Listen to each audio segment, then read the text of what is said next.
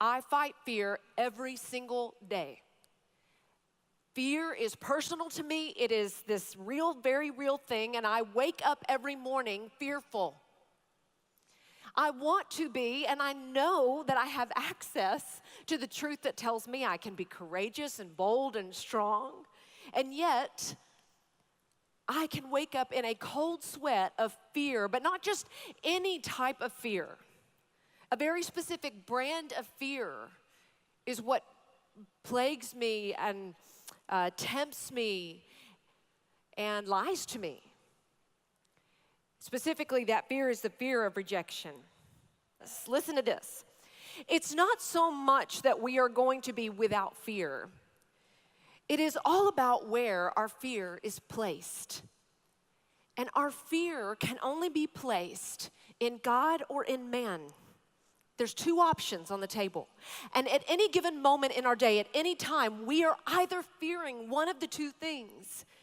We're fearing God or we're fearing man. And so what we think about other people and our opinion of other people doesn't say so much about them as it does about us and where our fear is placed. So what God wants us to know, hey, put your fear in the right thing.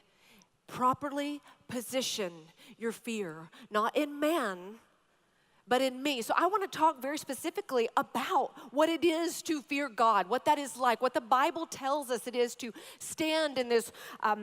It's really, we do use the phrases holy and awe of God as far as fear, and those are all correct and true. But what you will find if you study, which it tells us, commands us, the Bible commands us to fear God. It talks about fearing God so much more than it does fear of man, or even the command to be courageous or bold or strong. It commands us more often to fear God. And you will see this fear is really a word that means to abide.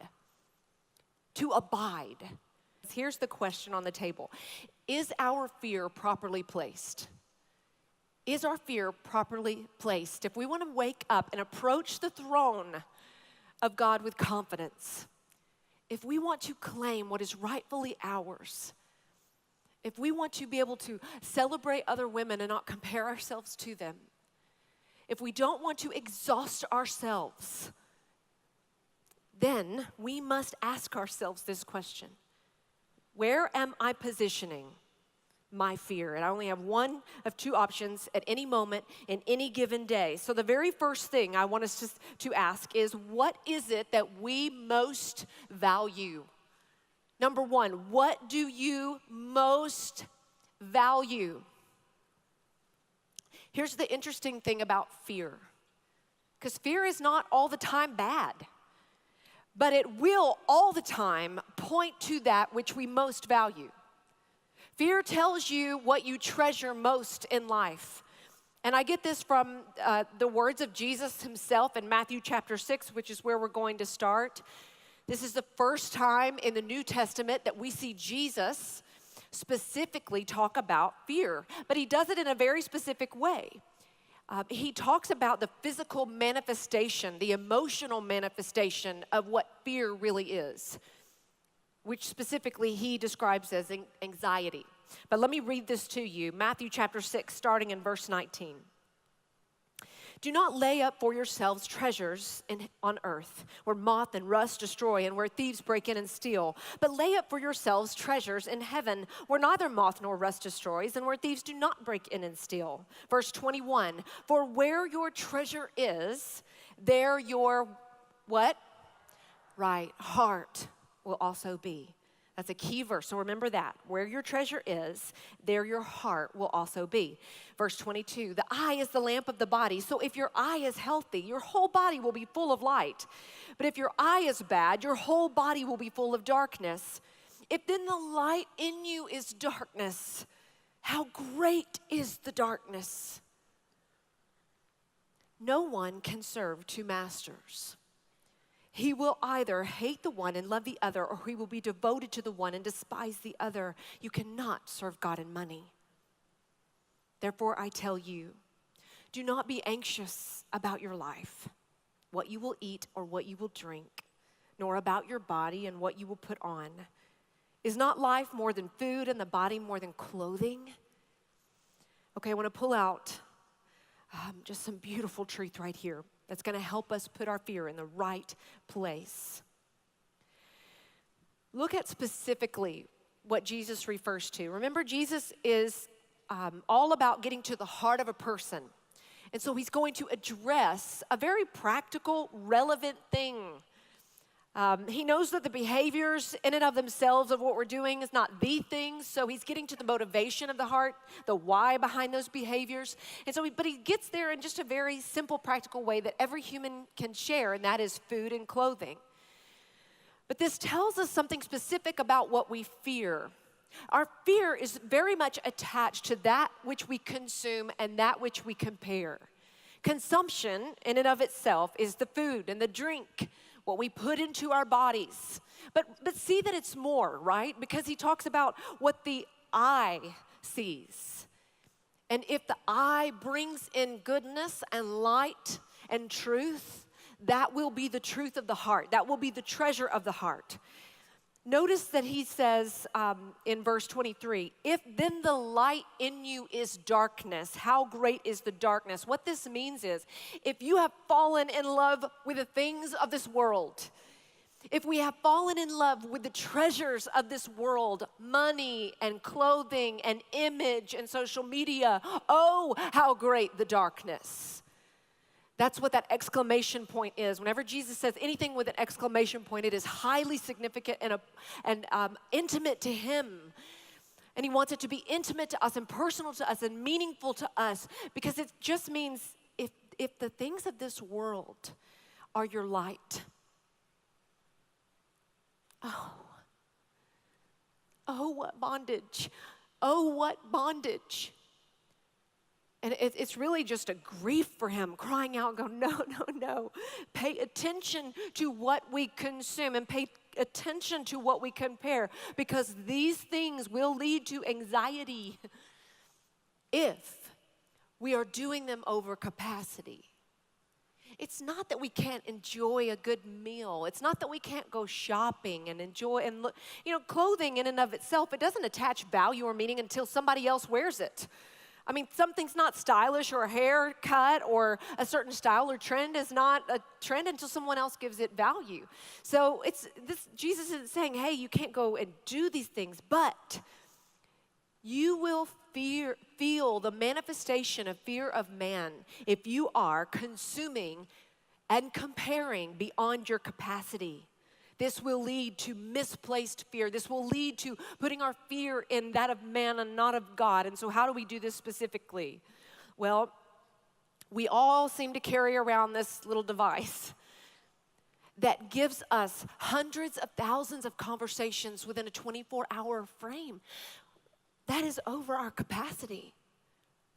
As mortal people, we are not designed to be in everybody's life all the time, scrolling where somebody was eating, where somebody was going, what someone was wearing, what they were saying. We're not even able to balance really, 5, 6 text messages at a time, and we'll get confused and we'll accidentally send something we shouldn't and that wrong emoji or whatever. It's over capacity. Social media has got us over capacity. So listen, that little device you're carrying, it's got this magic button on the side. And if you hold it long enough, it turns it off. And I encourage you to really think about that and let the Lord speak and convict our hearts. I'm super convicted about this right now in my life. Just all the text messages. I don't have to respond to that right away, If I've got this in my hand, I am not present. I'm not present with my kids. I'm not present with my friends. I'm not present at work. And so this is the kind of stuff we're facing right now, social media, image and reputation, comparing ourselves and looking at what that girl's doing, and will we ever have that life? Will I ever look like that? Money. And this is where we see Jesus specifically say, you cannot serve God and money. And he says that simply because we know how extreme money can make us. we know how much it can master and dictate our life. And fear is about mastery. This is what all this is about. He's saying that the situation with fear is this: the human heart was made to worship. The human heart will always worship something, always. And that which it worships, that which it is most affectionate toward, that which we give our resources and our money and our time and our affections to, it becomes our treasure. And we can only do one of two things: worship God or worship man.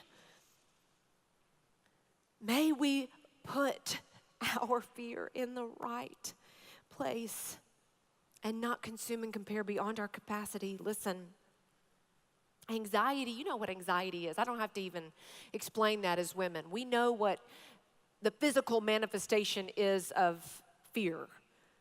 Anxiety and stress and worry and that desire to quickly put a guard up, right? And not let someone into the full resource and access of your love. And they need to cross this first before they can get to you. And we know what that anxiety is: withdrawal and isolation. And let's just turn on Netflix and numb ourselves out. So anxiety is the measure of fear. And so if anxiety is the measure of the wrong kind of fear, then let me tell you what is the measure of the right kind of fear. And we're going to find that in John chapter 6.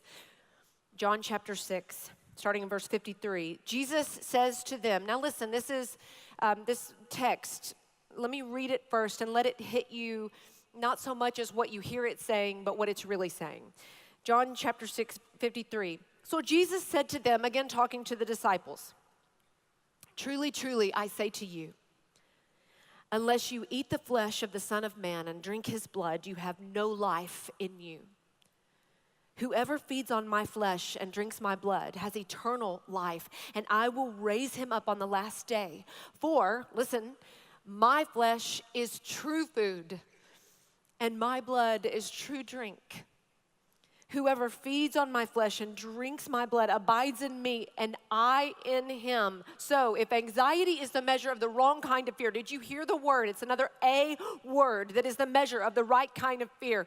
Whoever knows the truth abides in me, which is the contextual word for fearing God, abiding in God.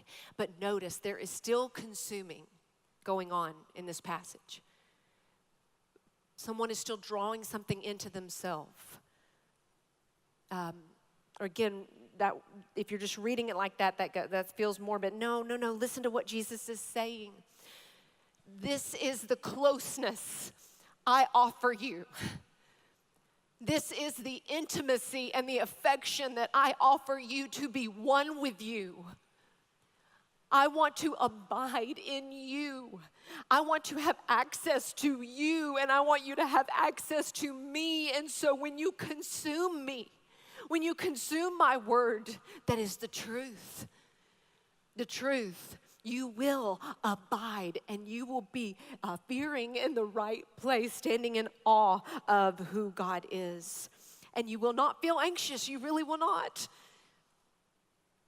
You really will not. It doesn't mean that you can't have fears or doubts, but there is a peace that will pass all understanding that does not provoke anxiety. So you don't feel this. You know, anxiety is so generalized, and it's restlessness, and we're agitated, and we're offended easily. That's how you know you're anxious. Everything is an offense to you, and you're just that crazy girl. The crazy girl in you is coming out, and everything is extreme in anxiety. We're the always and the never in anxiety.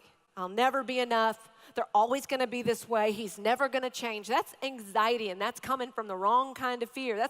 And Jesus is saying, when you abide in the truth, not in this world of social media that's telling you every other version of truth, everybody's subjective truth. Listen, I in and of myself and my story, and you in and of yourself and your story, we have a one-dimensional subjective truth based on our development, based on our parents and how we saw love and what we went through. It's very limited. It's very limited. I want the truth. I need something to cling to in the storm of social media craze and frenzy when everything feels extreme.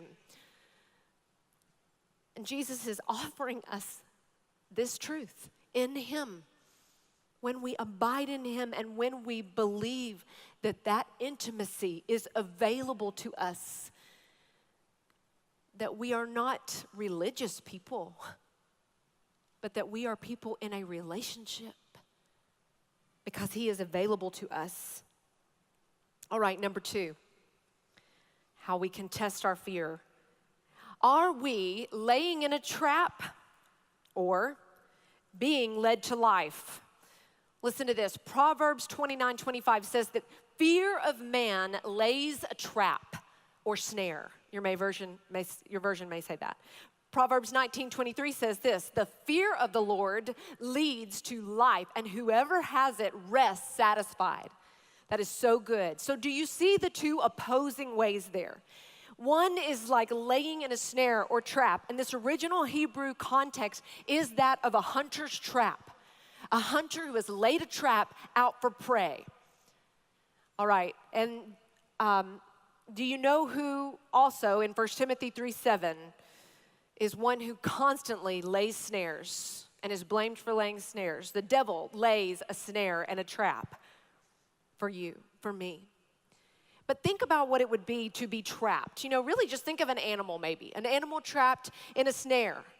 And if there's no one around to help it or rescue it, it just lays there and it exhausts itself. And for a moment, it has a burst of energy that's that survival. That's what we do, right? If we feel trapped, we have this burst of energy, this self-preservation, survival skill that comes out, this fight, flight, or freeze that we do with all this extra adrenaline.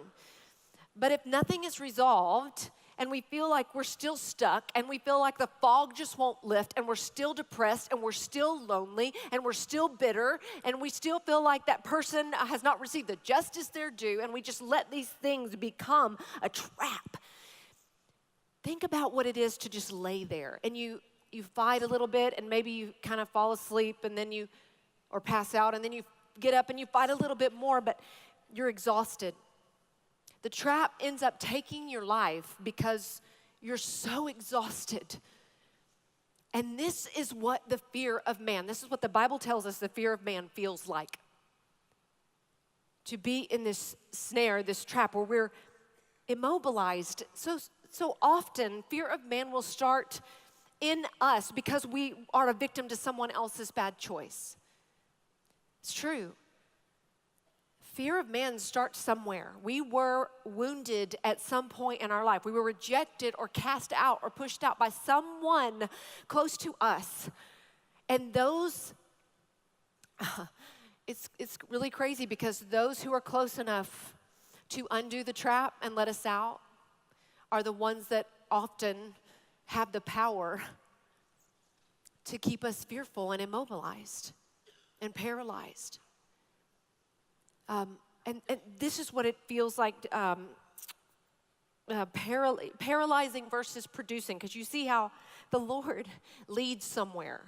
It's producing something, life, rest, satisfaction. It's interesting, the progression